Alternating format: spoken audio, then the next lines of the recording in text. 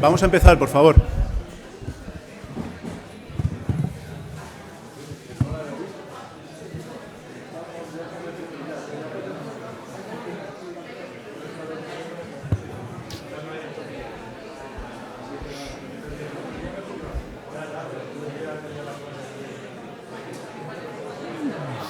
Bueno, está llegando gente todavía. Que todavía está llegando gente. Ah, bueno, que esperamos. Fíjate,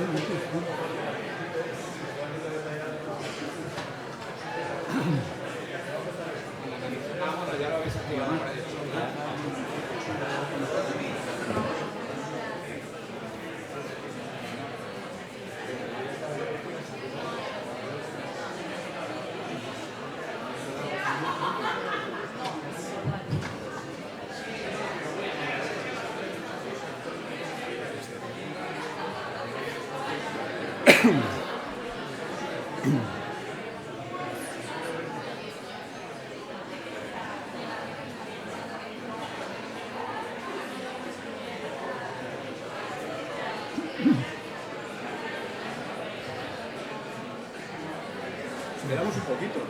sí. Como era previsible, por otro lado, teniendo en cuenta el indicado. De historia de la arquitectura.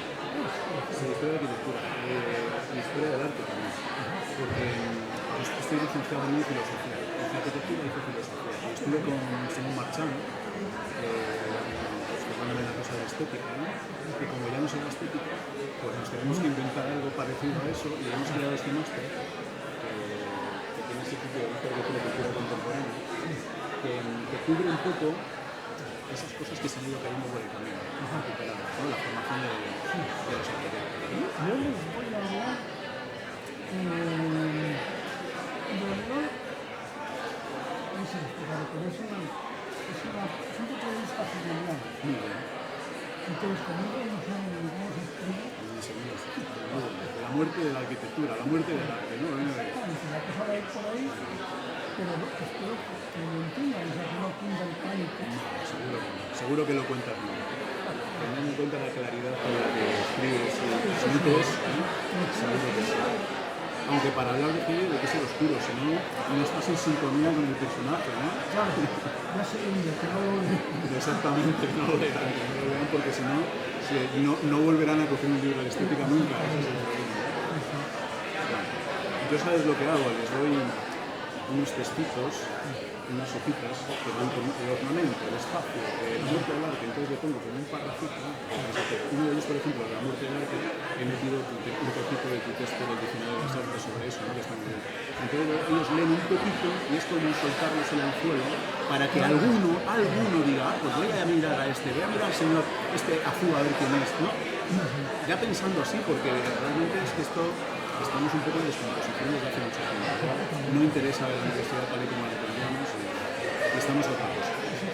Estamos como entre ruinas, pues hay que buscar el lado positivo. Bueno, pues vamos a empezar, yo creo, ¿no? Sí.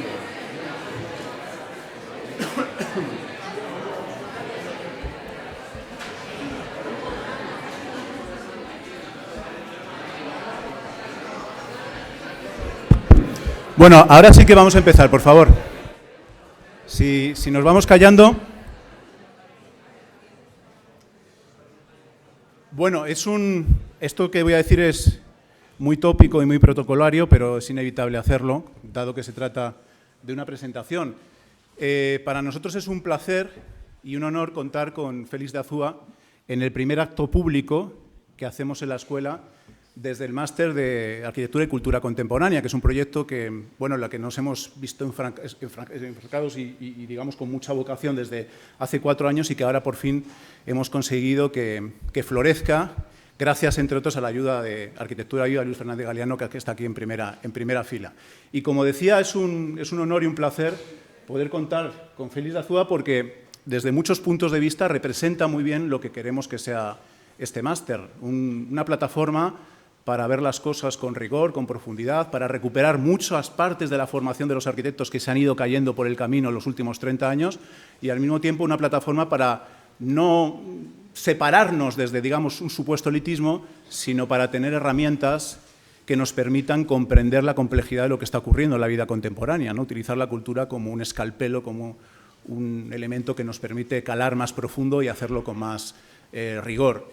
Yo diría que incluso es un acontecimiento que esté Félix aquí, no solamente por la entidad que tiene como historiador de las ideas, como filósofo, como poeta, como novelista, que todo eso lo ha sido y lo ha sido de una manera extraordinaria, y también como miembro de la Real Academia Española, sino sobre todo porque representa algo que está en peligro de extinción desde hace mucho tiempo, digamos que ya casi está extinguido, que es la figura del intelectual.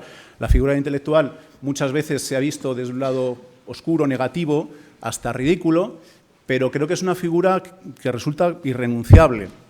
El intelectual es aquel que desde una posición de cultura, desde una posición dentro de la cultura, dentro del sistema de la cultura, pero también dentro del pensamiento, no solamente se dedica a hablar de lo suyo, sino que tiene la generosidad, la valentía, a veces corre el riesgo de hablar de lo de los demás, de hablar de lo que nos concierne a todos, de hablar de la vida pública. Félix lo ha hecho esto desde el comienzo de su carrera, casi desde la etapa en que era un poeta puro, ya se ha mojado, ¿no? en el ágora, en la tribuna, y ahora últimamente todavía más, ¿no? Tiene, como sabéis, un blog y no se resiste a la polémica cuando es necesario. Esa figura yo creo que es importantísima porque supone tener una voz. Yo creo que eso también es muy importante en la universidad, entender que el conocimiento no es transmitir unos contenidos, sino hacerlos desde una posición distinta, una posición arriesgada, una posición reconocible. Y eso de la voz pues también es muy importante porque implica una manera de transmitir y de escribir. Félix es un escritor extraordinario, eximio, pero un escritor al que le caracteriza la absoluta claridad con la que transmite las ideas, una claridad diáfana.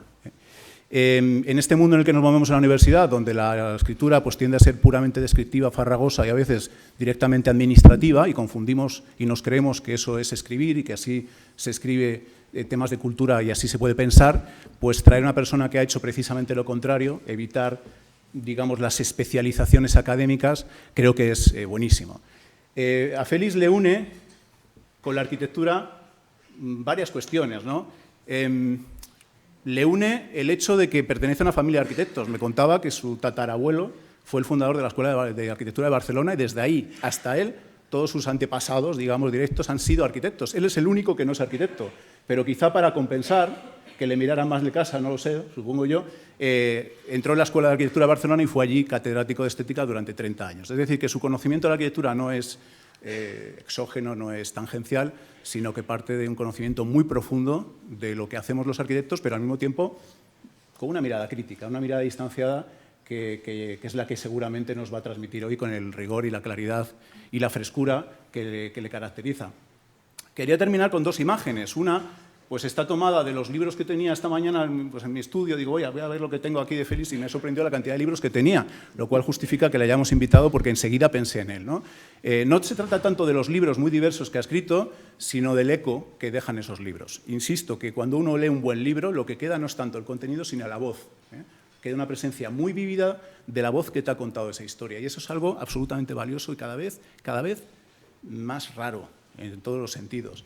Y la otra imagen, que supone otra conexión quizá menos prevista con la arquitectura, es esta que me pasaba ayer Luis Fernández Galiano, en la que nos encontramos, aparte de Luis Fernández Galiano, a la derecha más joven, pero igualmente reconocible, nos encontramos a Félix Azúa, el segundo por la izquierda, en la presentación de la revista Arquitectura Viva, hace 40 años. Justamente coincide que estamos en el año en que cumple esa revista fundamental para la arquitectura española y también internacional, Arquitectura Viva, y los que estuvieron en esa presentación, pues salvo Fernández Galiano, ninguno era arquitecto y desgraciadamente, pues salvo Luis y Félix, pues el resto también ha fallecido. Es decir, que es un documento que ya tiene un carácter histórico.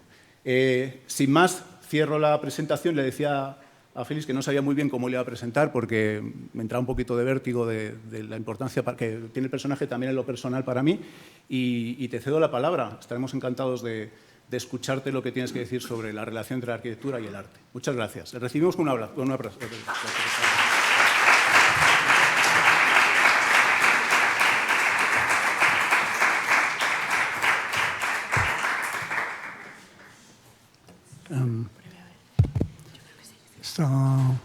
¿Está en orden? ¿O hay que darle algún botoncito? ¿Ya está? ¿Se oye bien? Sí. No se oye bien, ¿verdad? Ya me parece a mí. ¿Hay un botoncito o algo? No, pero yo creo que está encendido, tiene como que pegarlo bien. ¿Sí? Ahora, ya incluso yo me oigo. ¿Los del fondo lo oís bien? Me parece que no, ni se enteran. ¿Se oye bien ahí al fondo antes de que empiece a pitar esto? No sé si lo oyen. No, aquí sí, pero... ¿Alguien del fondo puede levantar la mano si oye algo? Vale. Muchas gracias. Bien.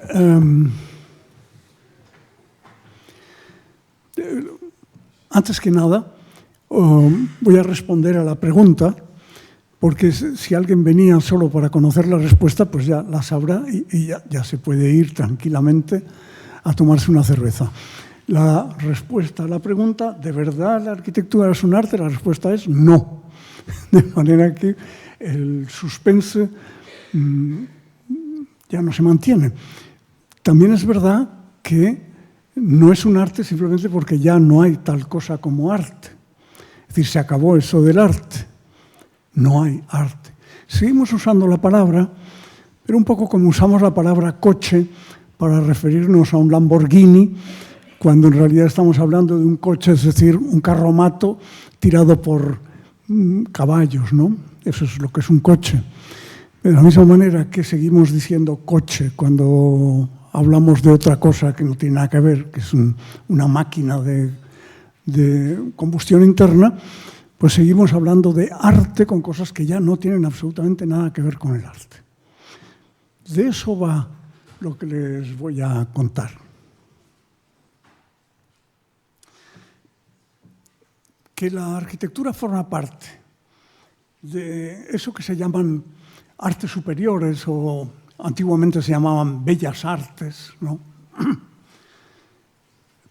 Es una pura diferencia con las artesanías en el periodo clásico.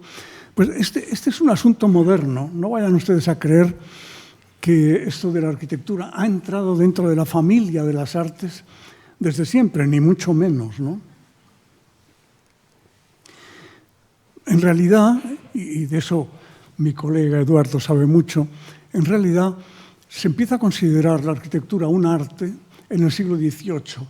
Antes de eso, ni la arquitectura, ni la pintura, ni nada. Es decir, que eran artesanías, pero eran artesanías en todos los órdenes. Es decir, que nadie vaya a creer que Velázquez o Tiziano creían ser artistas, no tenían la menor idea de qué es esto del arte, porque ese es un invento del siglo XIX, finales del XVIII, principios del XIX. Eran artesanos, buenos, malos, excelentes, a veces. Velázquez era excelente, pero luego García no lo era, claro. Y de manera que considerar que la arquitectura forma parte de pintura, escultura, música y poesía, vamos a llamarlo poesía, comienza, la verdad es que el comienzo real es en Winckelmann, y estamos en 1700 y pico, 1760, porque Winckelmann es el primero que tiene una idea realmente sorprendente en su época. A nosotros no nos sorprende de nada, que es poner las producciones del arte una detrás de otra, cronológicamente. Él trabajó sobre todo en el museo, lo que hoy es el Museo Vaticano, es decir, la colección papal, y simplemente poniéndolos en orden, le apareció la posibilidad de que el arte tuviera una historia. Piensen ustedes que la historia es otra cosa que creemos que ha existido siempre, pero no. La historia comienza como, en su sentido moderno, comienza en el siglo XIX. Lo anterior son las crónicas. Las crónicas no tienen nada que ver con la historia en el sentido en que nosotros empleamos la palabra. Las crónicas son las historias de los reyes, de los grandes personajes, de los guerreros, y están cruzadas de milagros y bautizos y matrimonios. Pero la historia en el sentido moderno se puede decir perfectamente que El primer libro de historia lo escribió Michelet. Michelet es un hombre del 19, de 1800, a partir del 50, la obra de Michelet. Y hasta ese momento, en realidad, la historia no existía. Existían las crónicas, relatos, pero cuando nace la historia, se cruza el nacimiento de la historia con lo que había hecho Winckelmann con el arte, y que ya lo había llamado historia del arte antigua. Y que era simplemente poner en orden esas producciones y de repente darse cuenta de que eso podía tener una biografía, una novela, que se podía relatar lo que había ido sucediendo. Era mentira. Es decir, no les voy a engañar. Winckelmann, aunque habla de las obras que se conservaban en el museo que hoy es Vaticano, en realidad estaban todas equivocadas. Las fechas de esas piezas no había empezado, por supuesto, ni la arqueología ni nada de eso. Las piezas estaban todas equivocadas. ¿Cómo es que le salió tan bien? Pues porque en realidad el modelo que usó para construir esa primera historia era la literatura. Fue a partir de la literatura cuando puso en orden también las piezas de orden sensible, es decir, lo que llamamos obras de arte. Bien. Al final de esta pequeña historia, de la historia, aparece la gran filosofía del arte, que es la de Hegel. Sigue siendo un personaje del siglo XIX. Es un contemporáneo de Napoleón, para entendernos, ¿no? Pero la filosofía del arte de Hegel es tan potente, es tan fuerte, que sigue siendo, a mi modo de ver, la que puede explicar mejor las cosas. Y Hegel estableció el orden de las artes de esa manera. Primero arquitectura, luego escultura, luego pintura, música y poesía. No les voy a hacer un resumen de la filosofía del arte de Hegel, porque nos llevaría, bueno, en Barcelona, que era donde daba el curso, me llevaba un año. O sea que no voy a tenerles aquí un año, ya sé que sería un poco exagerado. Lo que voy a hacer, sin embargo, es explicarles mi punto de vista, modestísimo punto de vista, pero confesando que es el punto de vista hegeliano, para qué les voy a engañar. Soy un hegeliano. Habría que empezar, claro, con esto de que si eso no es arte, con la misma palabra arte, que es ya un curso entero. Como saben ustedes, lo que nosotros llamamos arte no tiene absolutamente nada que ver con lo que en el XIX se llamaba arte y no digamos con lo que llamaban arte los renacentistas o la Edad Media.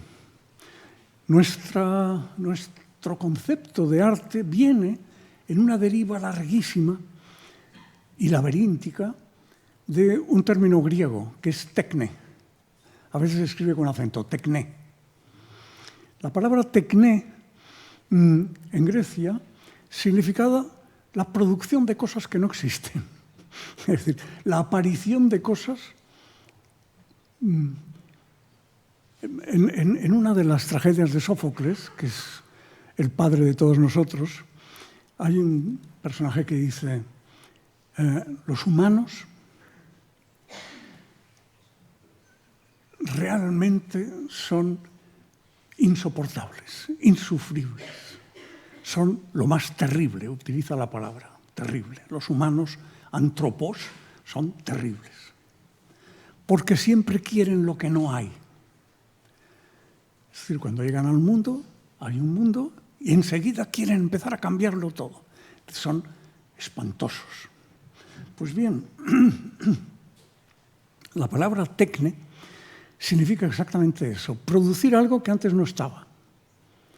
Y aquellos sistemas, aquellas artimañas que permiten producirlo. Por ejemplo, Platón habla de una tekne que es la tekne de meter un barco en puerto.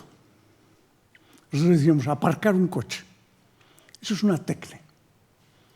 Pero también es una tekne producir una jarra de cerámica, un plato.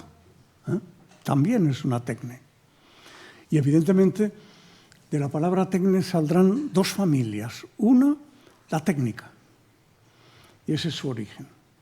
Pero de otra, curiosamente, el arte. Las artes, cuando empiezan a funcionar las artes, que son oficios gremiales, carpinteros, sastres, zapateros, etc., están también los que levantan edificios. Y todos ellos pertenecen a unos gremios artesanales que se llaman artes. Piensen ustedes, por ejemplo, que todavía ahora nosotros solemos usar la palabra arte, por ejemplo, para hablar de las artes de pesca, que son los utensilios con los que se pillan peces. Esas son las artes de pesca. Pues bien, la confusión comienza cuando, a partir del siglo XVIII, a esa extraña nebulosa llamada arte se le añade una categoría, que es la categoría de lo bello. Y desde entonces queda marcado, todavía hoy muchísima gente cree que esto del arte tiene algo que ver con lo bello. Ya les aseguro que no. Claro que tiene que ver con lo bello, pero lo bello se produce estrictamente en dos momentos y solo en estos dos momentos, que es el momento grecolatino, momento clásico por excelencia, y el momento neoclásico en el XVIII y todos los neoclasicismos que quieran ustedes añadir a partir de entonces, que efectivamente vuelven al modelo griego, es decir, el modelo de la armonía, al cual, bueno, se le puede llamar bello, pero desde luego no crean ustedes en absoluto que es bello, qué sé yo, una crucifixión, o el martirio de San Bartolomé, que lo tienen ustedes en el Museo del Prado. Llamar a eso bello es un error. Tiene otras virtudes, pero no la belleza.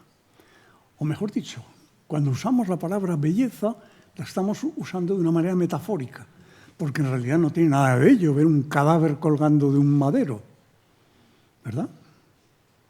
Bien.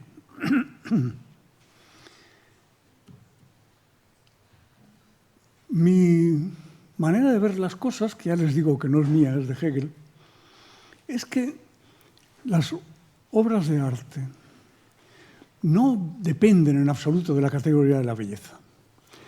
Hegel inventó una categoría privada para estas cosas que era interesante, das interessant. Él decía, no, bello no, interesante sí. ¿Por qué? Porque para Hegel los productos del arte son expresiones materiales o sensibles, es decir, que nos entran por los sentidos del conocimiento. El conocimiento se puede ejercer a través de las fórmulas científicas, pero, dice Hegel, también a través de las obras sensibles. Una obra de arte es una expresión, es decir, sacar fuera, exprimere, un conocimiento. Las obras de arte expresan ideas.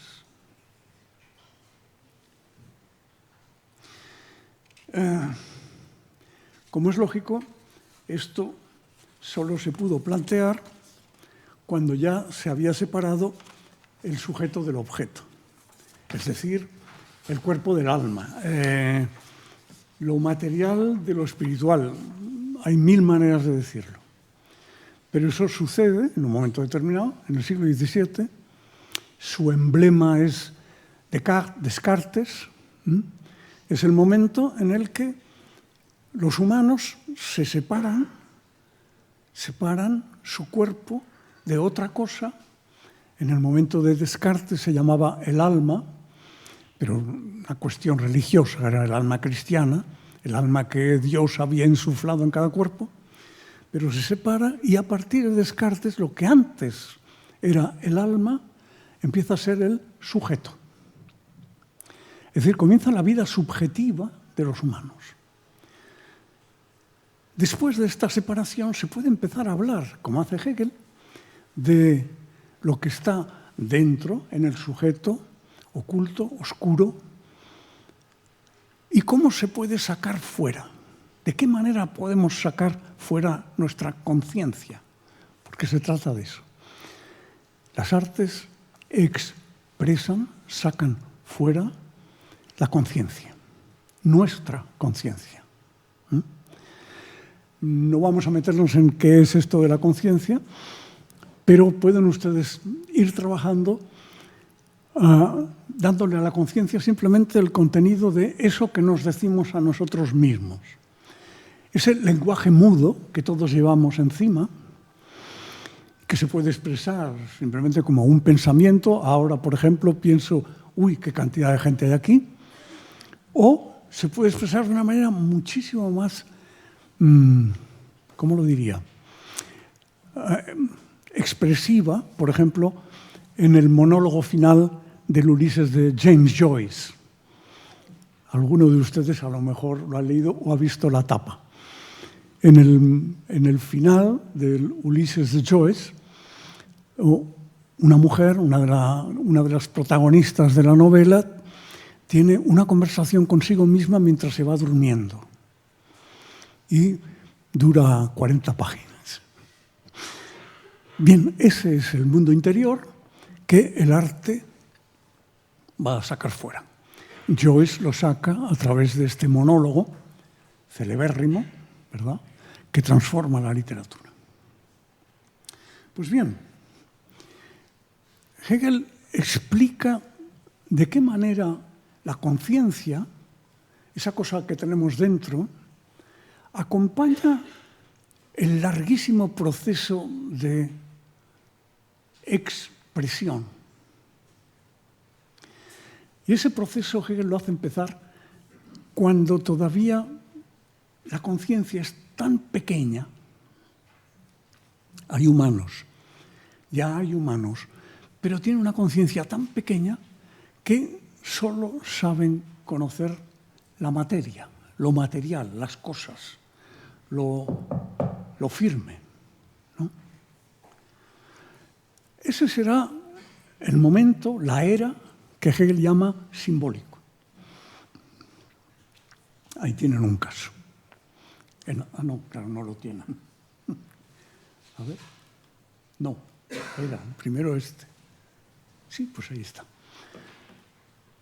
En ese primer momento, dice Hegel, que es el comienzo también de la expresión artística, la conciencia es tan pequeña que solo conoce la materia, lo material. Y por lo tanto, lo primero que aparece en tanto que arte, y por eso Hegel pone a la arquitectura en el principio de las artes, lo que aparece es un arte puramente material. Es decir, unas masas enormes de materiales a veces duros como las piedras, a veces blandos, pero en cualquier caso grandes, enormes, indestructibles, fuertes. Es decir, lo más abstracto de la materia. Y eso es lo que representa la conciencia en ese momento. Hegel dice que el origen está en la Torre de Babel. El mito de la Torre de Babel es como el sueño, el primer sueño de la arquitectura. La Torre de Babel, supongo que todos saben, ya en estos momentos no se sabe lo que saben los más jóvenes, pero yo creo que todavía la Torre de Babel saben ustedes lo que es. Y si no, mi colega se lo explicará. En cualquier caso, la Torre de Babel se levanta, estamos en el Génesis, el primer libro de la Biblia, ¿verdad? Y en el versículo 28, en la Biblia se explica cómo los hijos de Caín comienzan a construir una ciudad. Y comienzan a construir una ciudad en forma piramidal y enorme, porque quieren rozar el cielo, quieren llegar al cielo. Ese va a ser el origen del zigurat. Ahí lo que tienen es un zigurat. La Torre de Babel de la cual hay muchísimas representaciones, es un zigurat, pero como las representaciones suelen ser ya renacentistas o barrocas, hay un camino que une los pisos, los diferentes pisos, ¿verdad? Entonces, es como una pirámide helicoide, como un zigurat helicoide. En cualquier caso, lo traigo para que vean más o menos una torre de Babel que realmente se construyó. Porque el edificio del que habla Hegel es, naturalmente, la pirámide. La pirámide tiene más de un contenido, no solo el contenido de grande, alto, fuerte, indestructible, abstracto, figura geométrica. Es decir, ya ven ustedes que es una conciencia muy primitiva, ¿verdad? Que está acercándose a la conciencia verdadera, pero tanteando. Y lo primero que tantea es la materia. Y dice, materia. Y quiere representarla y la representa en términos muy abstractos, como ven ustedes, ¿no? Pero ya es arte en el sentido hegeliano, porque son monumentos funerarios. En cada una de estas enormes construcciones hay un muerto. Dicho de otra manera, ya son monumentos para la muerte. Pero fíjense ustedes, y enseguida pasamos a cosas más divertidas. La invención de la muerte es lo que nos hizo humanos. Nosotros, eso sí que lo saben todos, somos unos descendientes de los babuinos, de los chimpancés y de esta gente. Pertenecemos a esas familias, somos unos primates. Nos distingue una sola cosa de ellos. Bueno, luego más cosas, pero sobre todo una, que es justamente lo que estamos llamando conciencia. Ahora bien, ¿qué es esa conciencia si nos referimos a nuestra especie, a los primates llamados humanos? Hijos míos, la muerte. Ese extraño simio, ese primate, en algún momento concibe algo extraordinario. Concibe que se va a morir.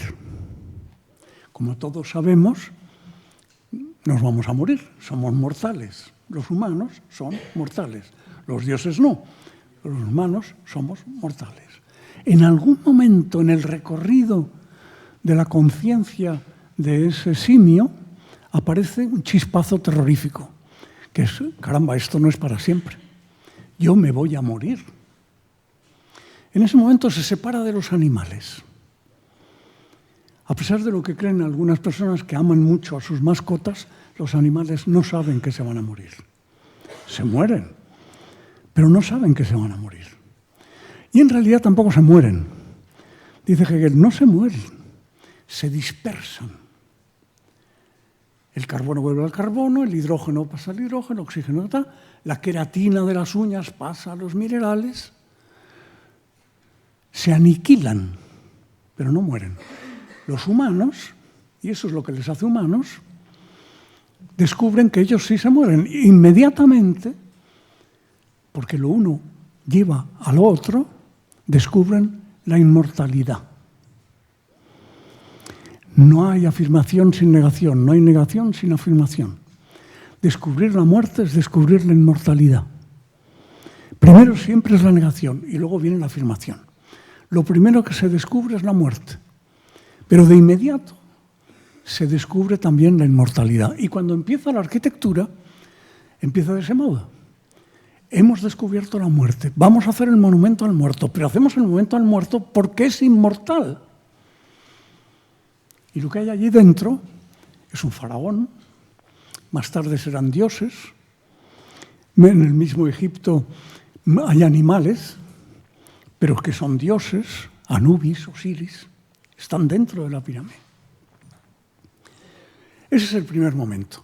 Ahí es donde nace, de una parte, la arquitectura, de otra, el concepto mismo de arte, arte como ex expresión. ¿Qué es una pirámide? Lo pueden ustedes reducir a términos técnicos o científicos, pues son 3 millones de toneladas de piedra y tal cual. Muy bien. Ahora, ¿qué es realmente? Es un monumento a la muerte y a la inmortalidad. Los hay de muchos tipos. Antes han visto un zigurat. Hay pirámides en Yucatán. Hay pirámides en todas partes. ¿Hay otro tipo de construcciones arquitectónicas de este tipo? Sí, claro. Por ejemplo, todos han visto, yo creo, esas tumbas increíbles en China, donde hay miles de guerreros en arcilla, estatuas de guerreros en arcilla, enterrados. Claro. Bien. Así que el humano, como ven, se ha apropiado de la materia y lo primero que hace es construir su propio monumento a una inmortalidad que todavía es de los dioses, pero llegará a ser nuestra. Llegarán los humanos a decir de sí mismos que son inmortales, ya lo verán. Momento simbólico. Siguiente momento, momento clásico. Bueno, el momento clásico es evidentemente el de todos los neoclásicos. El momento clásico es, si lo otro era pura cerrazón, enterramiento, todo cubierto, ahora aparece lo abierto. ¿Por qué aparece lo abierto y por qué va a encarnarse y exponerse de esta manera y con este material? Pues porque el humano, en ese decurso, en ese transcurso, descubre una cosa nueva. Los griegos lo llamaron el logos. El logos se puede traducir como el verbo, la conciencia, la lengua, el espíritu. En realidad es el lenguaje, ¿verdad? Pero eso no lo sabremos hasta mucho más tarde. Los griegos no sabían que el logos era el lenguaje. Para ellos era la racionalidad, la capacidad de pensar. Los griegos, por primera vez, se dan cuenta de que ese interior que tienen que expresar está compuesto de palabras. Es un interior lógico. Es un interior de ideas. Las ideas son todavía conceptos, es decir, palabras, logos. Se produce, por lo tanto, un momento de armonía, una curiosa armonía, porque la materia de pronto se impregna de espíritu. Y el humano deja de pertenecer al reino animal. Hasta ese momento ha pertenecido al reino animal. Pero ahora ya no. Descubre que no es un animal. Es un humano, un anthropos. Y eso quiere decir que es un animal que habla, que tiene logos, que raciocina. Y por eso su expresión es un monumento, pero esta vez abierto. ¿A qué estaban abiertos los templos griegos? Ustedes supongo que en algún momento lo estudian. Los templos griegos, que ahora los miramos como si fueran unas cosas que están ahí arriba, que se miran, se hacen fotos, los templos estaban en una situación específica, cada uno de los grandes templos. Para mí, los mejores no están en Atenas, se lo digo por si viajan ustedes. Los mejores están en Paestum, a 40 kilómetros de Nápoles. Es facilísimo ir, es mucho más barato que Atenas y es una maravilla. Bien, me pierdo. ¿Qué estaba diciendo? Ah, sí, claro, que dejan de ser animales, hombre. Recuerden ustedes que también el mito está recogido en la Biblia. Es aquel momento en el que Adán y Eva, de pronto, después de comer del árbol de la ciencia, descubren que no son animales, ¿Qué es lo primero que hacen? Yo no sé si han leído ustedes el Génesis, ya les diré que no hace ninguna falta, pero es absolutamente fascinante.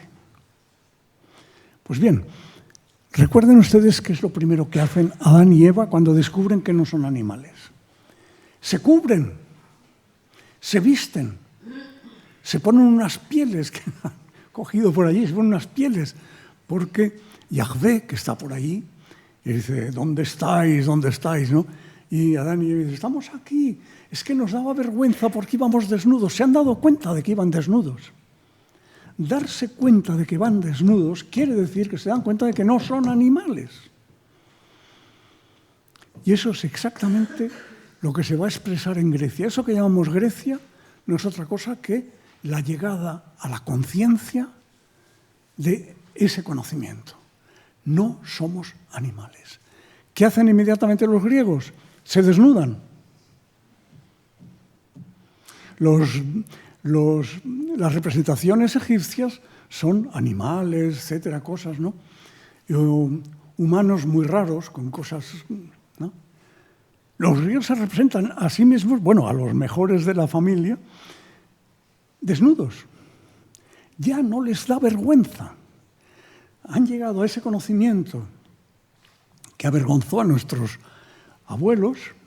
No, es que somos animales, pero somos humanos y hemos de vestirnos. Ya no les da vergüenza. Ahora son unos animales racionales y por lo tanto están por encima de la animalidad, la han superado y han llegado a ese momento. Por eso Grecia, parte de Roma, no toda, y es el momento de que se puede aplicar la categoría de belleza, porque realmente lo que buscan es ¿qué quiere decir belleza? Es la armonía, equilibrio, serenidad. Ya recordarán ustedes que Schiller, que es el gran neoclásico, hablaba de el arte en Grecia como eso, ¿no? La pura serenidad. Y esa es la exposición de Hegel. Evidentemente no acaba ahí la cosa, pero no quiero tampoco alargarme demasiado. Después de Hegel vendrá Nietzsche. Y Nietzsche nos descubrirá que hay otra Grecia. Pero es una Grecia que no les va a servir a los clásicos ni a los neoclásicos, sino que nos va a servir a nosotros, que es la Grecia arcaica.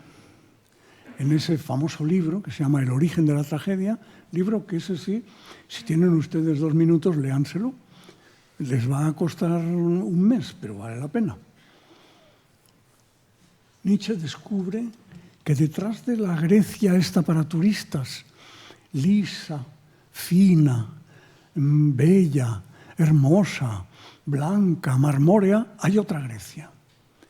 Hay una Grecia trágica, hay una Grecia sangrienta o sanguinaria, que ya aparecerá.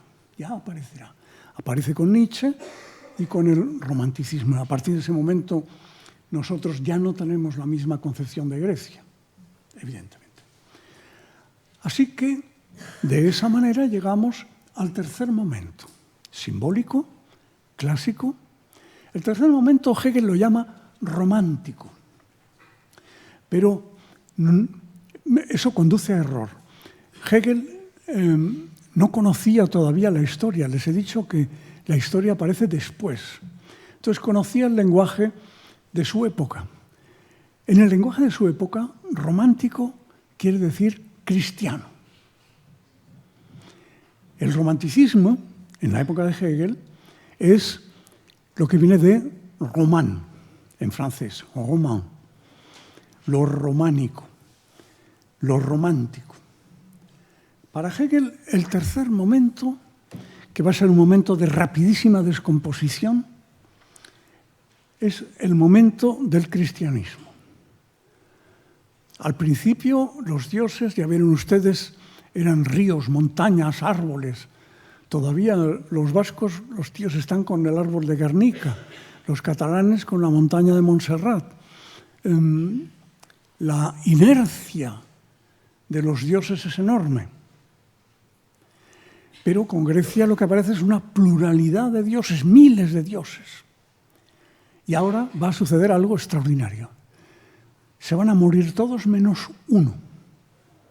Va a quedar un Dios, será el monoteísmo, claro, y el monoteísmo va a conformar varias religiones, no una. Va a conformar, por supuesto, el cristianismo, pero también el islamismo. Y ese será el templo cristiano. Una vez más estamos con una monumentalidad, una gran construcción, una enorme cantidad de materia, pero, como en los casos anteriores, aquí se expresa, se saca afuera otro tipo de conciencia, una conciencia distinta. Esta conciencia es extraordinariamente compleja y no puedo tampoco ponerme... No sé a qué hora terminamos, a las 7 terminamos más o menos, ¿no? Bueno, pero quiero darles la palabra. Pues he aquí que la conciencia ha construido otra cosa, ha sacado de dentro lo que llevaba dentro y ha construido algo asombroso, tan asombroso como los monumentos anteriores. ¿Piensan ustedes que en un brevísimo periodo de menos de 100 años, mucho menos de 100 años, bueno, mucho menos no, pero 100 años, en Europa aparecen como hongos, aparecen más de 80 catedrales. En un periodo, y además son construcciones extraordinariamente complejas. Uno de mis amigos arquitectos de Barcelona me decía un día, estábamos mirando Santa María del Mar, que ya es un gótico tardío, pero es muy bonita. Y estaba mirando y estaba el hombre mordiéndose las uñas, ¿no? Diciendo, mira, hoy, con todo lo que sabemos, no sabríamos construir esto. Al cabo de un tiempo lo encontré también en Norman Foster, que ese sí lo conocen, a Norman Foster, cuando se quemó Notre Dame, hizo unas declaraciones, decía algo que a mí me pareció de una modestia y de una sabiduría grandes. Dijo, nosotros, y eso lo dice el más grande ingeniero que hay en este mundo, nosotros no podríamos construir Notre Dame. Los templos góticos son una de las más maravillosas complejidades técnicas y, por lo tanto, artísticas que hemos producido los simios conscientes. En Barcelona, cuando daba clases, dedicaba un capítulo específico, como mis colegas les explicaban la parte técnica, ¿no? Los muros de descarga, la resistencia, la sustitución de los muros por vidrios, etc. Yo dedicaba el momento gótico a explicarles qué es una catedral. No en qué consiste, no, qué es. Entonces explicaba que las catedrales han nacido todas en las ciudades más importantes de la Europa de su momento. Y son un monumento a la ciudad. Son la ciudad. Las catedrales son las ciudades. Igual que los monumentos anteriores eran también lugares de reunión. Los egipcios se reunían no solo para construir la pirámide que sus sudores les daba, sino también luego para hacer las procesiones. No digamos los templos griegos, antes me olvidé decirles que estaban en las cimas de las colinas, porque a los templos griegos no se entraba. A los templos griegos se iba en procesión, se quedaban todos fuera, y desde allí, y de espaldas al templo, contemplaban toda la región, que era la región dominada por la polis, dominada por la ciudad. Pues ahora vuelve a suceder lo mismo, solo que ahora estamos en las ciudades góticas y luego renacentistas. Las catedrales son los lugares de reunión. ¿Y qué expresa la catedral? Bueno, habría que ir detalle a detalle, hay 1000 detalles, ¿no? Hay cosas fantásticas, de repente las esculturas, le sucede algo extraordinario, las esculturas que en los templos han estado siempre pegadas a la pared, ahora ¡guau!, se desgajan y buscan su propio lugar, ¿no? Que sean las hornacinas, etcétera, ¿no? Pero hay 1.000.000 de detalles. Lo más importante, en las catedrales se reúnen todos los estamentos de la sociedad de esa ciudad. Cuando digo que es, bueno, lo dice mucha otra gente, que la catedral es el monumento de la ciudad, es porque los que van a esa reunión son ciudadanos. No son solo humanos. No son solo cuerpos que corren, por ejemplo, en las competiciones olímpicas. No, ahora son humanos, ciudadanos. Eso quiere decir, no solo que son racionales, sino que han accedido a cosas como el derecho, las asambleas democráticas más tarde, ese tipo de constructos que son propios ya de la modernidad. Estamos acercándonos a la modernidad. De manera que, ahora ya no, por Dios, pero si uno iba a su catedral, Chartres, Reims, León, iba a la catedral normalmente de pueblos o pequeñas aldeas o ciudades en peregrinación para determinadas fechas. Y ahí se reunía la totalidad de la población. Y entraban, y entonces estaban arriba de todo, en el altar mayor y cerca de la girola, las representaciones de la autoridad. Príncipes, nobles, obispos, papas cuando los había. Debajo, la gran representación burguesa. Jueces, notarios, lo que en francés se llama noblesse de robe, nobleza de ropa. Después, los gremios, también perfectamente jerarquizados. Primero los orfebres y plateros, pam, pam, pam, pam, pam, hasta llegar al final de todo. Y luego, los que cabían y los que no se quedaban fuera, claro, como ahora, exactamente igual que ahora. El pueblo de la ciudad. El pueblo de León, el pueblo de París, el pueblo que fuera. La catedral es el lugar en donde se expresa la ciudad como fenómeno civilizatorio, como momento previo a la modernidad. ¿Cuándo llega la modernidad? Bueno, ya saben ustedes que el momento de las catedrales se construyen entre el año 1040 y las últimas catedrales que podemos respetar son del finales de 1200. Podemos coger alguna de 1300, sobre todo en países periféricos como España, etc., ¿no? Pero ahí se acaba. Bueno, los que quieran, perdonen que ahora meta una cuña de publicidad, pero los que tengan interés por ver esa historia, hay un digital que se llama The Objective, el objetivo, The Objective, en donde he publicado un libro entero. Y está ahí, le dan a un botón y sale todo el libro.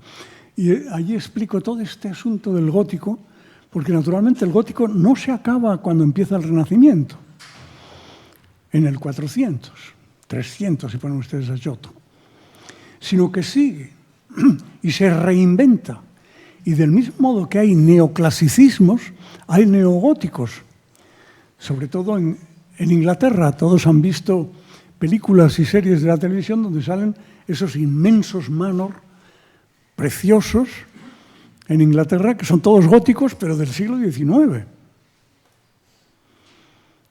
Y no solo los manors, o sea, es que Westminster, todos los que han ido a Londres y a lo mejor han ido a ver el Parlamento en Westminster, lo que han visto es un neogótico, es decir, es un gótico del siglo XIX. Obra de Pugin, uno de los arquitectos desconocidos más maravillosos que ha existido. Bien, bueno, pues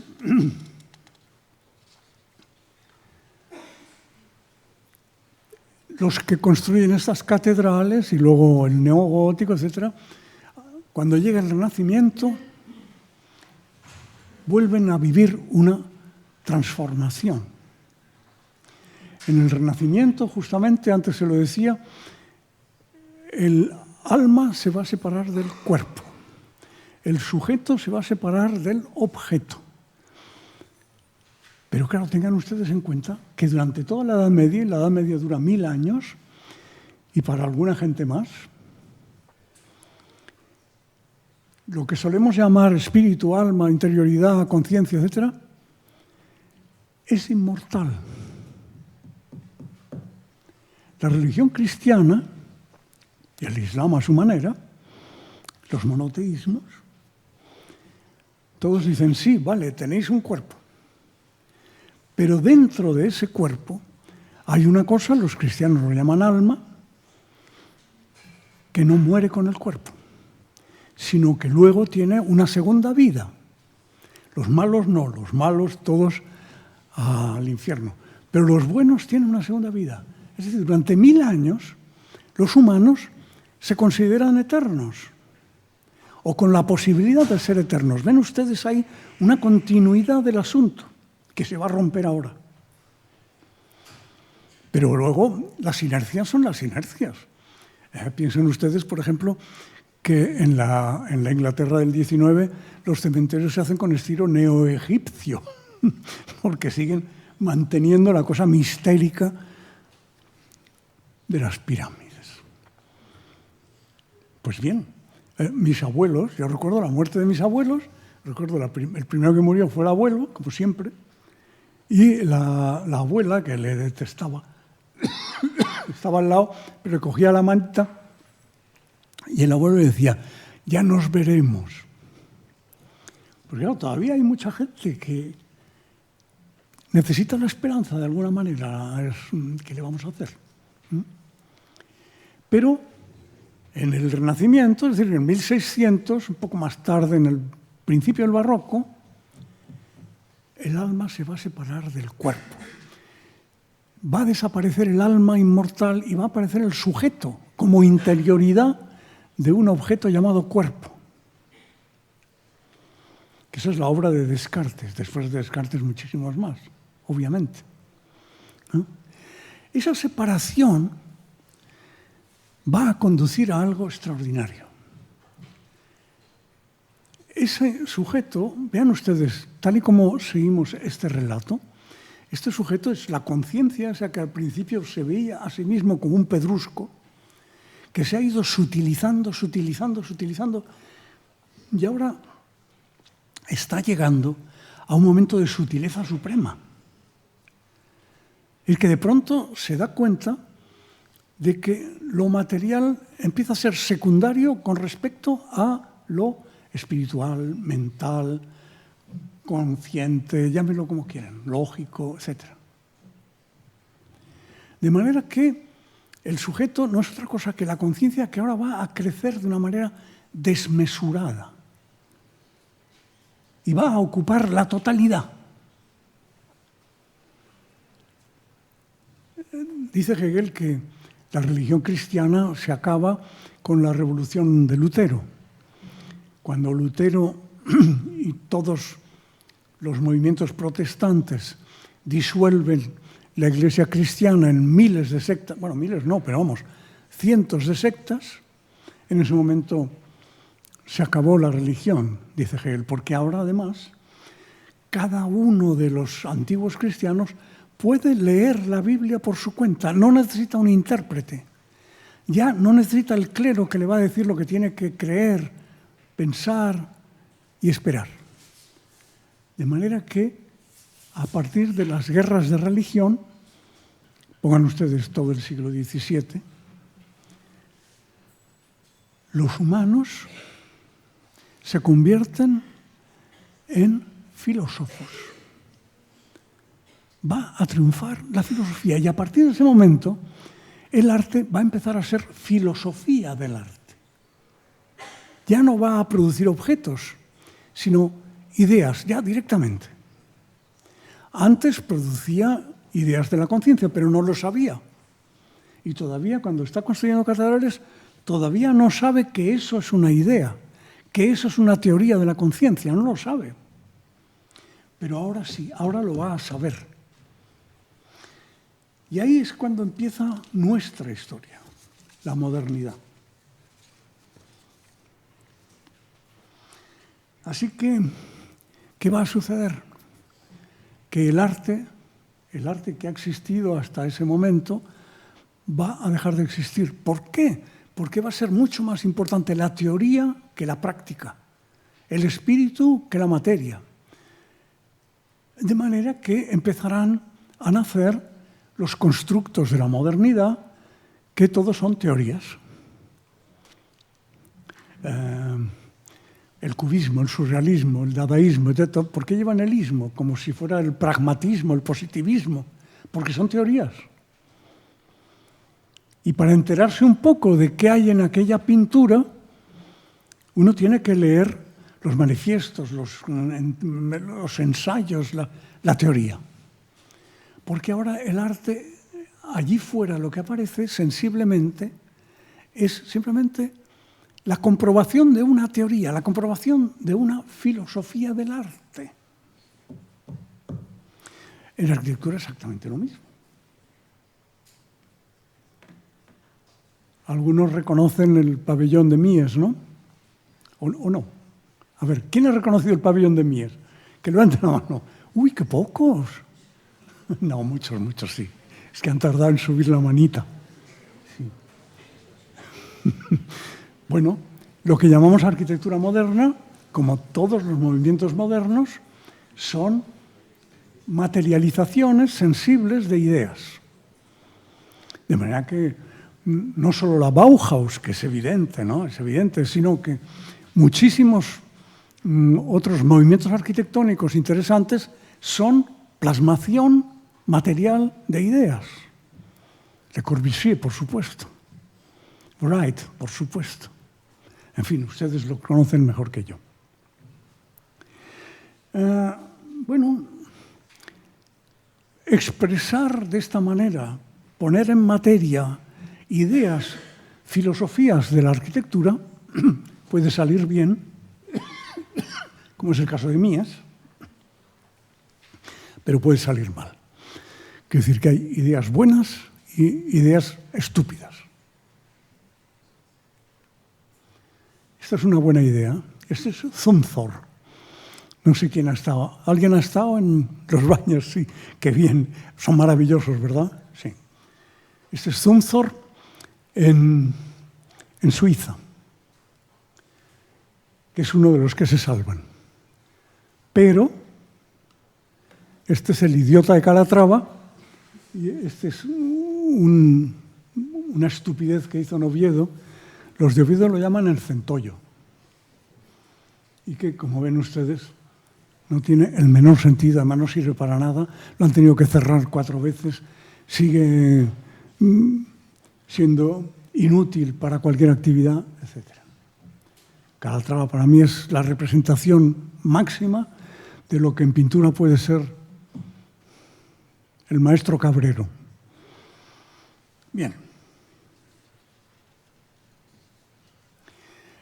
Y ya estamos entrando en nuestro momento. Claro, a partir del Palacio de Cristal de Paxton, eso es 1851, el Palacio de Cristal también lo conocen, ¿no? A ver, manitas. Sí, bueno, bien. Gracias a este profesor. Bien. A partir del Palacio de Paxton aparece de nuevo, fíjense ustedes cómo la historia de los humanos da vuelta, es laberíntica. A partir del Palacio de Cristal regresa la técnica. Y de pronto hay una arquitectura que es propiamente técnica. El Palacio de Paxton es una de las primeras representaciones, pero no crean que todas es tan transparente. El Palacio de Paxton, claro, tiene la ventaja de que se ve inmediatamente que aquello es técnica. Pero no todo es así.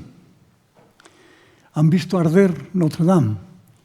Lo primero que ardió y se cayó, y naturalmente el tonto de Macron ha tenido que reconstruirlo, es la aguja. La aguja, obviamente, no forma parte de Notre Dame. La aguja la hizo Viollet-le-Duc, un maravilloso arquitecto, un genio, porque él consideraba que las catedrales tenían que tener una aguja. Y su teoría de la restauración era no restaurar lo que había, sino restaurar lo que tenía que haber. La teoría de la restauración que yo adoro. Y efectivamente, una catedral gótica sin aguja, pensaba Viollet, no es una catedral como la canción de Frank Sinatra, ¿no? ¿Cómo es? La Gioconda sin la sonrisa, ¿no? La Gioconda sin la sonrisa no es la Gioconda. Y entonces le construyó, naturalmente, la aguja, que es lo primero que se quemó, porque era una obra de arte maravillosa, como todas las de Viollet. En madera, eran unos técnicos extraordinarios, y naturalmente, eso sí, forrada de plomo, que se cayó, y el plomo se fundió y produjo una nube tóxica que por poco se carga a la mitad del barrio. Naturalmente, los activistas inmediatamente salieron diciendo va a matar a todos los habitantes del centro de París. No, el centro de París ya no está allí. Es que son muy ignorantes. El centro de París, vete a saber dónde cae ahora, porque claro, París es gigantesco. Bueno, en cualquier caso, Macron la ha reconstruido, y exactamente con el plomo dentro y todo eso. Lo ha justificado diciendo, no, el plomo ahora es que es muy bueno y no envenena y esas cosas. Pues bien,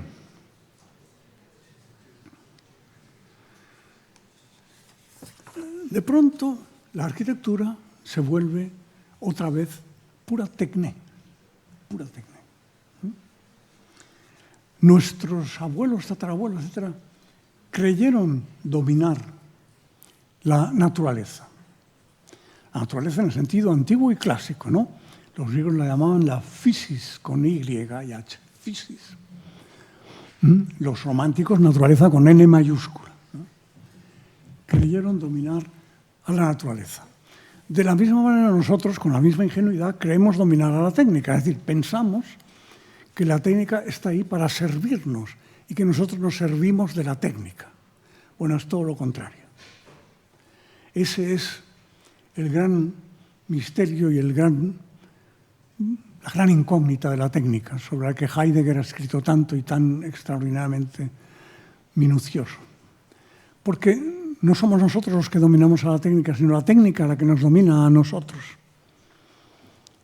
Nos cuesta pensarlo de esta manera, pero así es. Es decir, piensen ustedes que la aparición de cada transformación técnica y sobre todo la aparición de cada aparatito que cristaliza, obra de la técnica, obra de arte, que cristaliza eso, cada uno. El primero yo creo que fue la máquina de vapor, la locomotora. Transformó el mapa del mundo entero. El siguiente fue el telégrafo, transformó las comunicaciones. El siguiente, el teléfono. Pero luego, a una enorme velocidad, aparecerían, pues eso, cantidad de cosas que quedaron como fósiles muertos, ¿no? Dinosaurios ahí en las piedras, como el telefax o cosas de estas, ¿no? Pero enseguida aparecieron los ordenadores, los teléfonos móviles, claro. Eso. Bien, cada una de esas apariciones, cada una de ellas, transforma nuestra vida de un modo definitivo. Que transforma nuestra vida es que a partir de ese momento vamos a obedecer lo que la máquina quiere.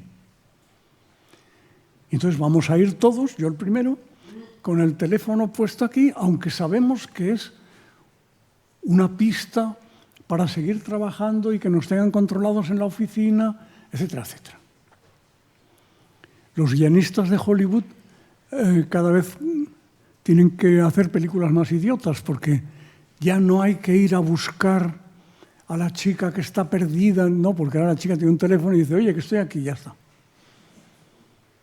sea, todo ha cambiado extraordinariamente.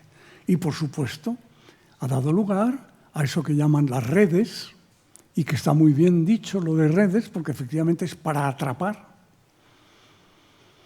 De la misma manera que las cadenas de televisión se llaman cadenas, efectivamente, está muy bien visto. Pues aparecen las redes en donde millones, ya no miles, millones, incluso miles de millones, forman unidades que en lugar de ir a la catedral o a la pirámide o al templo, van al teléfono y están en el teléfono. Y provocan los mismos problemas que provocaban no ir a la catedral, es decir, no ir a misa, y entonces te miraban mal, te metían en la cárcel, te cortaban la cabeza. Y ahora igual, hay gente que está en las redes y que los pobres no pueden salir de las redes porque mueren, se suicidan, etc. Bien. Hemos hecho un muy largo recorrido.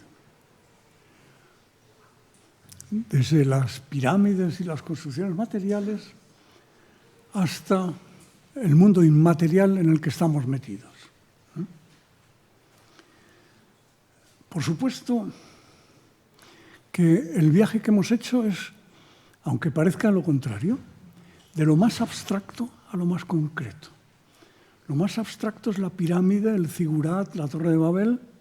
Lo más concreto son las partículas elementales y lo que venga, que todavía desde luego no lo sabemos. Bien, en realidad, piensen ustedes que nosotros, los simios conscientes, en realidad solo estamos expresando desde hace 20.000 años. Esta es una de las primeras muestras, expresiones de los humanos conscientes de lo que están haciendo. Son los caballos que están en la cueva de Chauvet, que data del 20.000 a.C. Estamos ya en el Paleolítico. Pues bien, teniendo en cuenta, he perdido la cifra.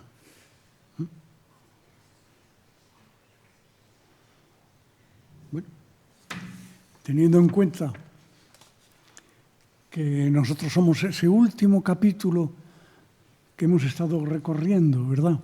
Y que en comparación con todo lo anterior duramos un segundo, pues no sabemos qué sorpresas nos deparará todavía la conciencia. Pero la conciencia no somos nosotros, es algo que está mucho más allá de todos nosotros y que va expresándose. Es decir, que no lo duden, seguirá expresándose. ¿Cómo? No tenemos ni idea. Suelo decir que nosotros, los aquí presentes, somos arcaicos, individuos arcaicos, somos primitivos de nuestra propia era. Nuestra era es la de la hipertecnología que comienza a partir de la Segunda Guerra Mundial y va a una velocidad de vértigo. Y por lo tanto, como somos primitivos de nuestra era, no sabemos qué es lo que va a venir. Esperemos que todo sea estupendo. Muchas gracias.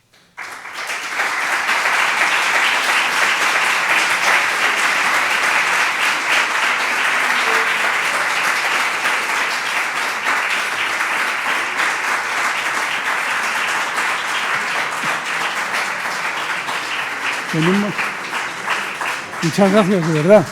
Para un viejo profesor es emocionante que las tonterías que dice todavía lleguen a alguien. Ahora tienen ustedes la oportunidad de expresarse, de sacar a la luz su conciencia.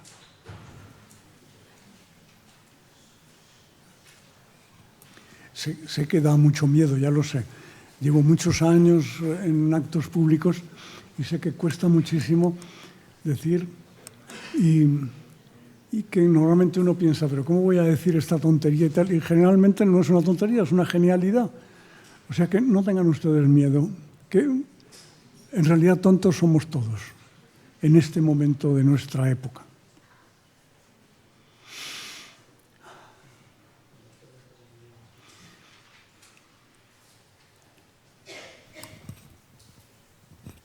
Pues me toca a mí romper el hielo, ya que soy el responsable de haberte traído. Muchísimas gracias, Félix, por tu capacidad de sugerencia y además de ser sintético, casi como Hegel. La verdad es que ha sido un recorrido de la historia de la humanidad en una hora que nos ha hecho ver la arquitectura desde otro punto de vista, al trasluz de una mirada mucho más amplia, ¿no? La arquitectura como manifestación de una conciencia que va creciendo en el tiempo y que va cambiando, y desde ese punto de vista la arquitectura no deja de ser la plasmación también de esa manera de estar en el mundo, de verlo, ¿no? La pregunta es, claro, el relato ha terminado, es verdad que ha tenido como una especie de ramificaciones hacia Calatrava, hacia Mies van der Rohe, pero en realidad ha terminado en buena medida con esta idea de la utilización del redescubrimiento de la técnica, ¿no? Por parte de los arquitectos. Y yo te querría preguntar cuál es tu opinión sobre el papel cada vez más exiguo que nos ha quedado a los arquitectos a la hora de intervenir en la sociedad. Hemos convocado esta conferencia dentro de un marco que es ese máster que se llama Arquitectura y Cultura Contemporánea, porque tenemos la esperanza de que esta visión, digamos, de la cultura, aunque resulte un poco vieja e incluso primitiva, diría, dentro del contexto en el que estamos, y también en buena medida forma parte de algo que tiende a la extinción, creemos que precisamente por eso puede ser valiosa, ¿no? Porque se trata de algo cada vez más raro. Y yo quería saber tu opinión, como alguien que está dentro y al mismo tiempo fuera de la arquitectura, tu opinión sobre qué puede ser la arquitectura en el momento en que la arquitectura en buena medida hoy es, pues, o bien una especie de ingeniería de colocar gente en sitios, en habitáculos, ¿no? En gestionar unos problemas sociales de habitación. Por otro lado, algo que tiene que ver con la gestión de las ciudades, que no tiene que ver ni mucho menos con lo que entendemos por arte. Y por otro lado, y en paralelo, digamos como proceso opuesto, pero que forma parte de lo mismo, la conversión de los arquitectos en puros artistas, ¿no? Eso es algo que no había existido, es difícil de verlo en la historia de la arquitectura de los últimos 400 años, pero paradójicamente en esta época en la que pues cada vez lo social parece que está determinando más la arquitectura, o se dice que debe determinar la arquitectura, existe esa figura del arquitecto ultra artistizado, ¿no? Entonces yo no sé si eso se debe entender dentro de un contexto general de las artes en la que también ha ocurrido eso con los artistas, o no sé cómo lo ves tú, qué rasgos específicos puede tener desde el punto de vista de los arquitectos. Bueno, eso es un seminario, ¿eh? Vamos a ver, resumir rápidamente mi opinión más personal. Esa artistización de arquitectos y pintores y músicos es un fenómeno estrictamente mediático, ¿no? Son creaciones artificiosas que producen el periodismo, los medios de comunicación, que tienen detrás enormes redes de intereses económicos que tienen que moverlo. Es decir, los comisarios, ministros de cultura, los jefes de exposiciones, todos esos, necesitan tener un material que ir exponiéndolo. Bueno, no hay que hacerle el menor caso. Si quieren ustedes ir a verlo, pues vayan a verlo. No hace daño a nadie. A veces hace daño, ¿eh? Quiero decir que no todo es... a veces el grado de estupidez es demasiado grande como para resistirlo. Pero bueno, se puede ir a verlo, pero sobre todo no se lo tomen en serio, porque es un producto ajeno a aquello que se presenta. Se presenta como arte, arquitectura y tal, pero es del Estado, no hagan el menor caso. Todo lo que pertenece al Estado no es que sea mentira, es que es publicidad, es propaganda. El Estado se ha convertido en una inmensa agencia de publicidad, no tiene el menor interés. Desde el punto de vista privado, en cambio, sí se puede trabajar. Antes les he citado el caso de Zumthor, ¿no? Para mí es un arquitecto extraordinario que trabaja con gran modestia. En general, los arquitectos buenos que hay ahora son modestos. Quiero decir que se preocupan de no estropear demasiado las cosas, adaptarse a lo que hay.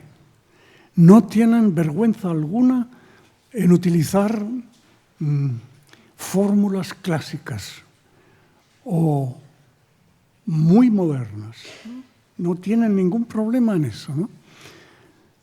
Cuando yo daba clases en arquitectura, hubo un año que yo tengo grabado como uno de esos años en los que aparecen las pirámides, ¿no? En que de repente en las clases se dejó de usar el lápiz. Desapareció el lápiz. Ustedes ni lo han visto. ¿Todavía lo han visto? Menos mal. Yo en mi casa, que como les ha dicho antes mi colega, hasta mi tatarabuelo todos han sido arquitectos y todos se llamaban como yo, igual. Pues en mi casa había cientos de lápices por todas partes y mi padre, mi abuelo, todos dibujaban y sabían hacer cosas, porque dibujar es conocer. Dibujar una planta es conocer una planta. Hacer un retrato a lápiz es conocer a esa persona, y así. Y de pronto yo recuerdo perfectamente que algunos colegas míos, Pep Ketglas, por ejemplo, que es un hombre que ya no existe, Pep Ketglas, es un mallorquín tremendo, un revolucionario tremendo, que incluso se negaba y decía, no, esto no puede ser y tal, y armaba unos cristos tremendos, ¿no? Porque desaparecía el lápiz y aparecía el ordenador. Pero es inútil, uno no puede oponerse a esa fuerza porque es la técnica. Y la técnica va por su aire y hace lo que le da la gana y transforma la vida de los arquitectos y transforma la arquitectura. Ustedes han visto que últimamente las grandes construcciones, sobre todo urbanizaciones, son todas iguales. Pero es que todas responden a un plan cibernético. ¿Puede uno hacer alguna? Sí. Zunzor lo ha hecho. Le ha costado un esfuerzo enorme. ¿Se puede hacer desde la técnica algo? Sí. Hay técnica buena y mala. La de Norman Foster es buena. Pero claro, a ver quién se atreve y quién tiene ese capital, ¿no? No sé si ustedes han visto el estudio donde trabajan cientos de arquitectos para Norman, en Londres, al otro lado del Támesis. El edificio es muy bonito, es suyo. Bueno, en cualquier caso, técnicamente se pueden hacer cosas buenas, sí. ¿Que en general van a ser malas? Sí. ¿Que tienen ustedes que resignarse, porque hay que vivir, a trabajar como elementos en una estructura ingenieril? Sí. Váyanse haciendo la idea. Mi mujer es arquitecto y ha construido mucho, pero claro, en Asturias y porque su padre es constructor. Es muy difícil, desde las posiciones normales, de repente poder hacer algo. ¿Se puede hacer? Sí, pero es dificilísimo. Es extraordinariamente difícil. Así y todo, no sería yo honrado si no les dijera, inténtenlo. Prueben ustedes de hacer algo personal. Intenten expresarse a sí mismos. Aunque tengan que ir a las 8 de la mañana a trabajar y solo hagan ascensores en una red gigantesca, intenten hacerlo. Aunque solo sean dibujos, da igual.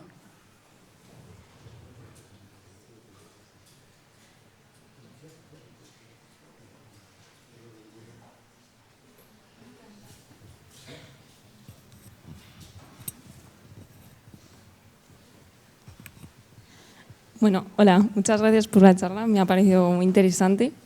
Y me gustaría preguntar, porque ha empezado la charla diciendo que la arquitectura... No oigo, que suban un poquito. No oigo. Que la arquitectura no es arte porque ya no hay arte.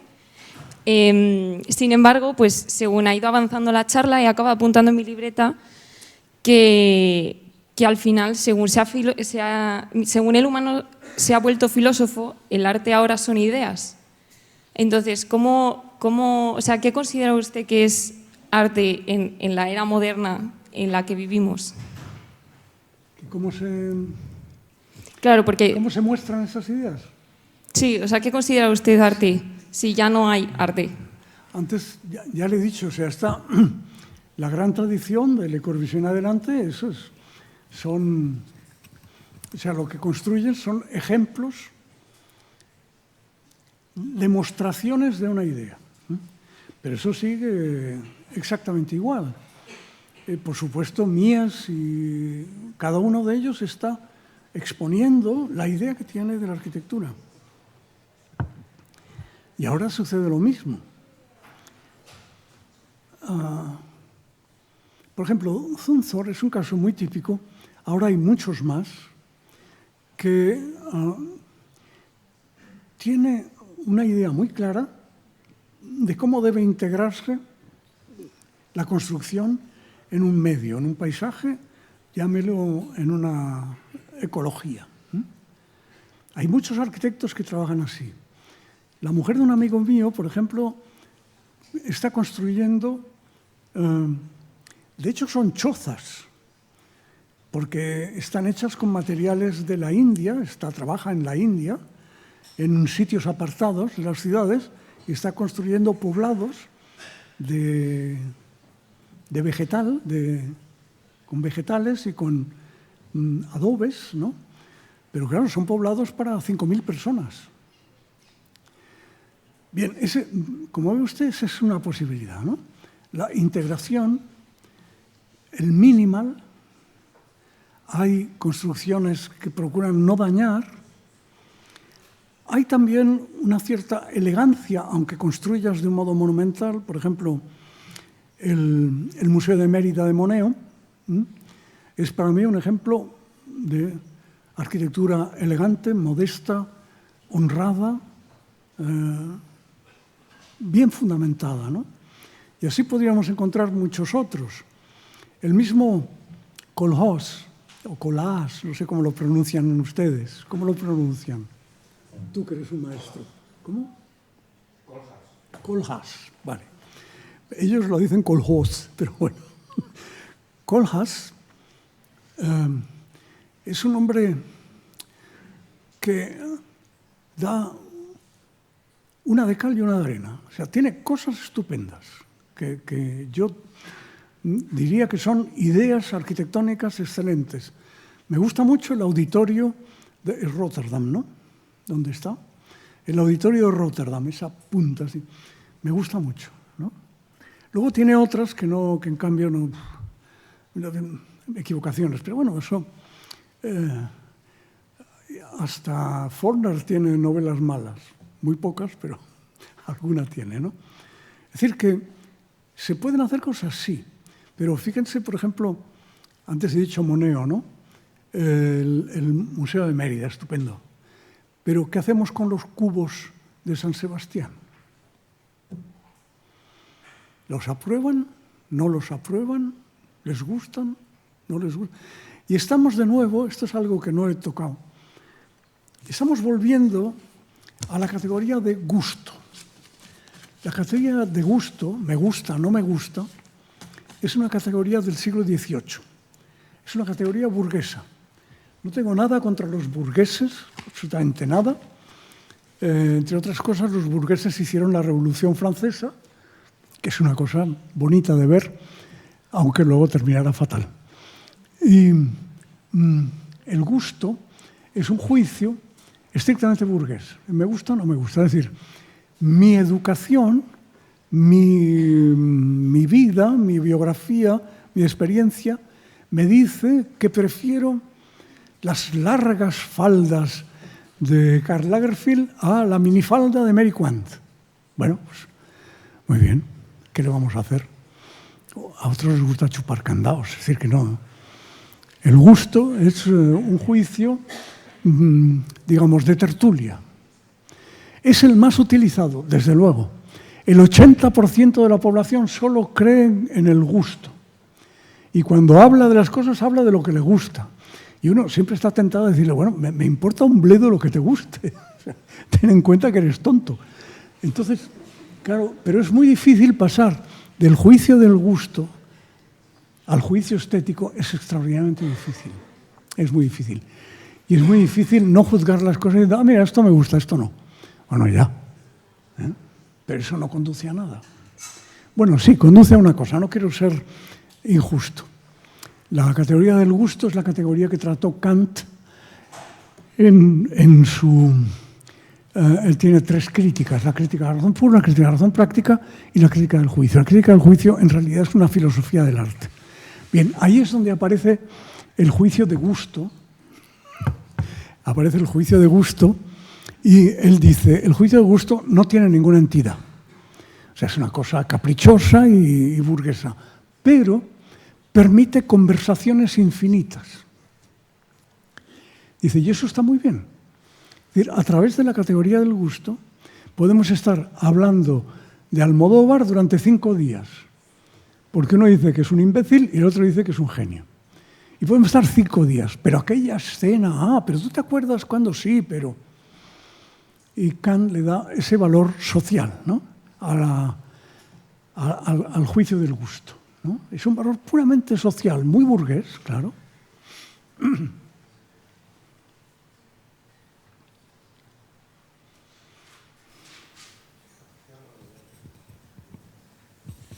Pues,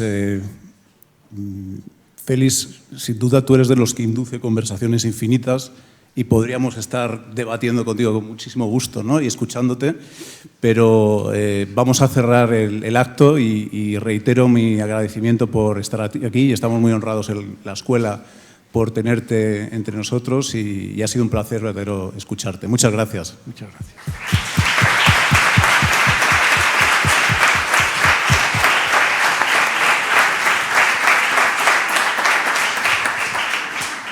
Me tientan ustedes a hacer una de las cosas más ridículas que existen y que la hacen todos los políticos, que es esta.